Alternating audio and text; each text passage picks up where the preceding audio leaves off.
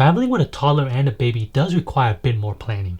In this video, I go over things you'll want to pack for your trip, as well as some in-flight activities for your toddler so that you guys can all enjoy your trip.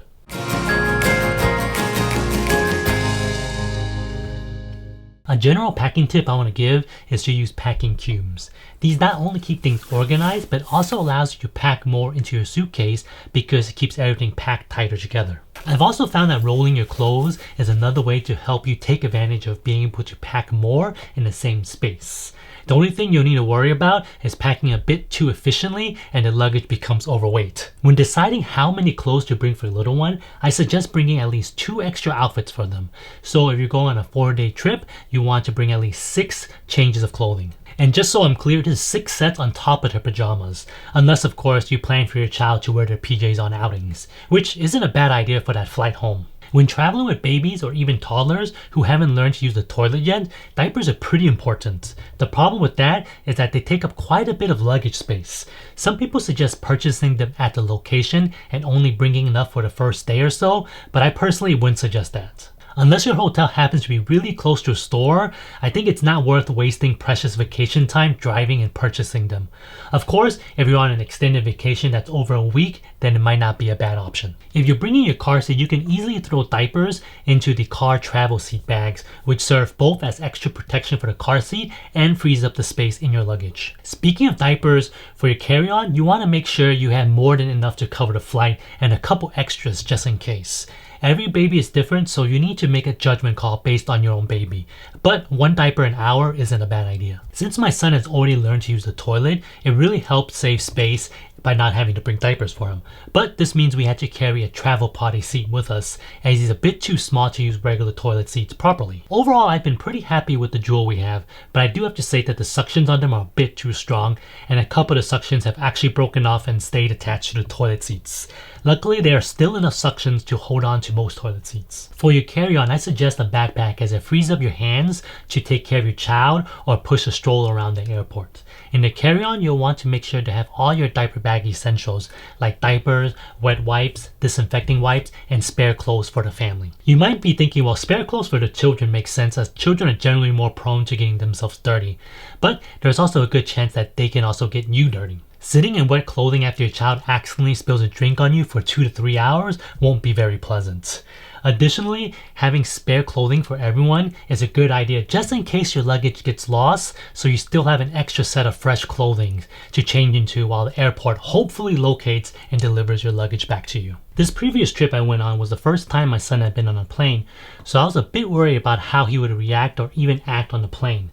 Our first flight was the longest at a little over 4 hours, so I wanted to make sure we had plenty of activities for him to do on the flight. Here are the activities I brought with us that I found were decent at keeping him entertained. This first thing isn't really an activity, but serves the same purpose, and that's snacks.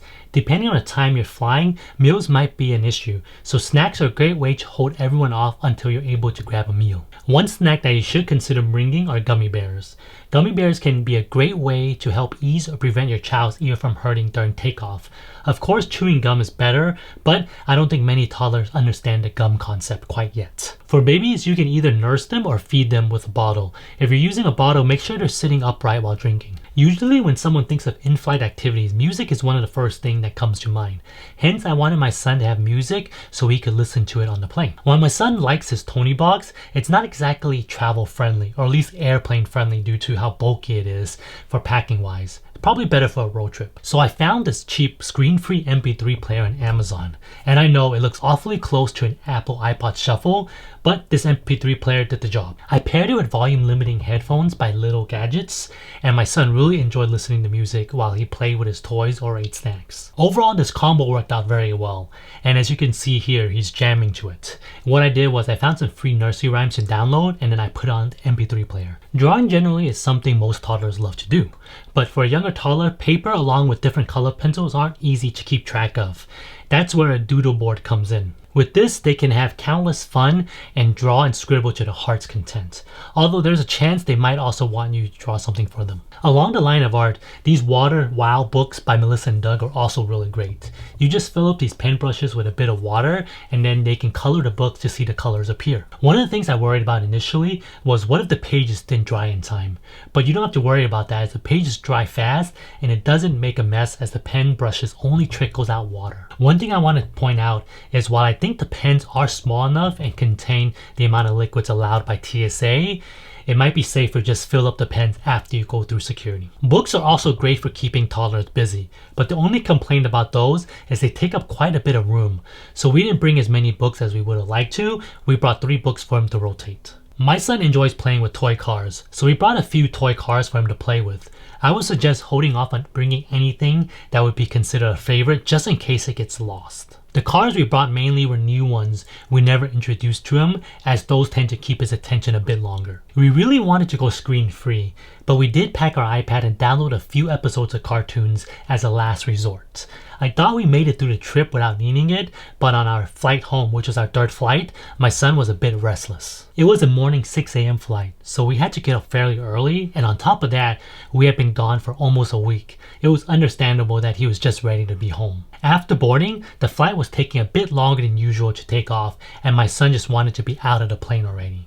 I tried doing a few other activities with him, but he wasn't interested and just wanted to take off his seatbelt and stand up. I ended up letting him watch the iPad until we were up in the air and he calmed down a bit and was ready to play with other activities. You might be wondering where we kept all these activities. Some of the activities were distributed into my wife's backpack and some into mine, but most of them were in my son's own backpack. The one we used for this trip is the companion backpack for his Jet Kids by Stoke Ride-On suitcase. Let me tell you, that Jet Kids suitcase is a game changer. I'll make a separate video in the coming weeks on a full review of the suitcase. If you don't want to miss out on that video, make sure to subscribe to my channel. Another thing I want to bring up is I know many times when we think about trips or plan for them, we usually only think about what to pack and we forget to leave extra space in our luggage for when we do make purchases or we want to bring back souvenirs. So make sure your luggage has extra space. If you haven't seen my first video on tips on what to do and consider before the flight, go ahead and check that video out. If you've enjoyed this video, give me a thumbs up and I'll catch you in the next one.